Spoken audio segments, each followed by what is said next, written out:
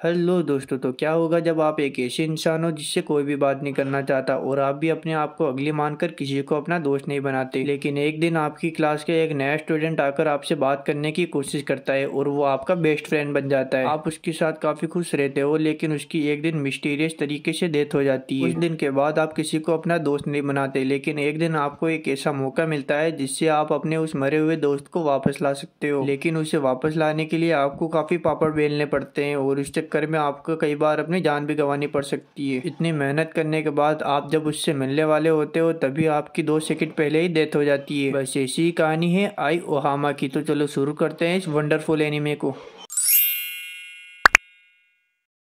इस कहानी की शुरुआत में हमें एक पीले उड़ी वाली लड़की दिखाई जाती है जिसको सड़क के ऊपर एक मरा हुआ कीड़ा मिलता है। वो उस कीड़े को उठाकर एक पेड़ के नीचे दफनाने चली जाती है और उसके लिए प्रेयर करने लगती है। तभी वो कीड़ा अचानक से जिंदा हो जाता है और वो उस लड़की को कहता है कि आई ओहामा, तुम यहाँ पर क्या कर रही हो? तो आई कहती है, मैं बस यहाँ पर घूमने आई हूँ, लगता है ये बस एक सपना है। तभी वो इंसेक्ट कहता है, आई क्या तुम्हें सपने पसंद है या रियलिटी? तभी हम देखते हैं कि यह दोनों कहीं पर जाने लगते हैं। वह इंसेक्ट कहता है कि मुझे पता है कि तुम्हें वो जरूर पसंद आएगा। तो आई कहती है कि क्या पसंद आएगा और तुम मुझे ले जा कहाँ पर रहे हो? तो वो इंसेक्ट कहता है, थोड़ी देर में तुम्हें पता चल जाएगा और वैसे भी वो एक टाइम कैप्सूल है और वो तुम्हें जरूर पसंद आएगा, बस अगली बार अपना वॉलेट साथ में लेती आना। तो आई कहती है, क्या मुझे वो खरीदना पड़ेगा? तो वो इंसेक्ट कहता है, टेंशन मत लो, अभी के लिए तो वो फ्री है। अब यह दोनों एक टनल के पास आ जाते हैं। वो इंसेक्ट आई से कहता है कि तुम्हें नीचे जाना होगा, वहां पर तुम्हें टाइम कैप्सूल मिल जाएगा। अब आई धीरे धीरे नीचे जाने लगती है और थोड़ा आगे जाने के बाद वो इंसेक्ट पीछे से आवाज लगाता है और आई जैसे ही मुड़ती है तो वो नीचे गिर जाती है। अब अगले ही पल हम देखते हैं कि आई तो अपने घर पर सोई हुई है और उसके बगल में एक अंडा पड़ा हुआ है। अब सुबह होने के बाद आई उस अंडे को ध्यान से देखती है और उस अंडे के ऊपर एक कोड लिखा हुआ था। आई उस अंडे को फोड़ने की कोशिश भी करती है, लेकिन वो अंडा फूटने का नाम ही नहीं लेता।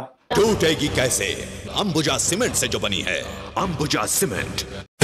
इसके बावजूद आई दिन भर उस अंडे को अपने पास ही रखती है और रात को खाना वाना खाकर वापस अपने बिस्तर पर सोने चली जाती है। तभी हम देखते हैं कि आई की मॉम उसे कमरे से बाहर बुला रही होती है। वह उससे कहती है कि तुम्हारी टीचर तुमसे मिलने आए हैं, पर आई अपनी मॉम की बात का कोई भी जवाब नहीं देती। इसलिए उसकी टीचर उसकी मॉम से कहते हैं कि लगता है आई मुझसे मिलना नहीं चाहती, पर क्या है कि वो कई दिनों से स्कूल नहीं आ रही थी, इसलिए मैं उसके लिए नोट्स लेकर आया था। और यह कहकर वो दोनों वहाँ से चले जाते हैं। अब हम आई को देखते हैं जो अपने कमरे में सोई हुई थी, पर जैसे ही उसे पता चलता है कि उसकी मॉम और टीचर वहां से जा चुके हैं तो आई अपने ड्रेस चेंज कर लेती है और उस अंडे को अपनी पॉकेट में रखकर अपने कमरे से बाहर आ जाती है। पर जैसे ही वो अपने कदम आगे बढ़ाती है तो वो अचानक से अपने स्कूल के अंदर आ जाती है। उसे कुछ भी समझ में नहीं आया कि अभी अभी उसके साथ क्या हुआ, पर इस सब की परवाह न करते हुए वो स्कूल के अंदर घूमने लगती है। तभी उसे 2 बच्चे दिखाई देते हैं। वो दीवार के ऊपर कुछ लिख रहे थे, पर जैसे ही वो आई की तरफ मुड़ते हैं तो आई उनकी शक्ल देखकर काफी ज्यादा डर जाती है और वहां से भागने लगती है। आई वहां से भागकर टॉयलेट के अंदर बैठ जाती है। तभी हम देखते हैं कि वहां का टॉयलेट पेपर अचानक से आई से बात करने लगता है। वह आई से कहता है कि उस अंडे को फोड़ दो और आई बिना कुछ सोचे समझे उस अंडे को दीवार के ऊपर फेंक देती है, जिससे उस अंडे में क्रैक आ जाता है। अब हम देखते हैं कि वो अंडा अचानक से धीरे धीरे बड़ा होने लगता है और जैसे ही आई उस अंडे को टच करती है तो वो अंडा फूट जाता है और उसमें से एक लड़की बाहर निकल आती है। थोड़ी देर बाद वह लड़की होश में आ जाती है, पर आई उससे ज्यादा बात नहीं करती और वो टॉयलेट के बाहर आकर बैठ जाती है। अब थोड़ी देर बाद वहाँ पर एक अनाउंसमेंट शुरू हो जाती है और हम आई के लेफ्ट साइड में देखते हैं कि वहाँ एक लड़की प्रकट हो जाती है। अनाउंसमेंट सुनकर वो लाल बालों वाली लड़की जो अंडे से बाहर निकली थी वो बाथरूम से बाहर आ जाती है और उस लड़कियों को देखकर आई से कहती है कि हमें यहाँ से भागना होगा।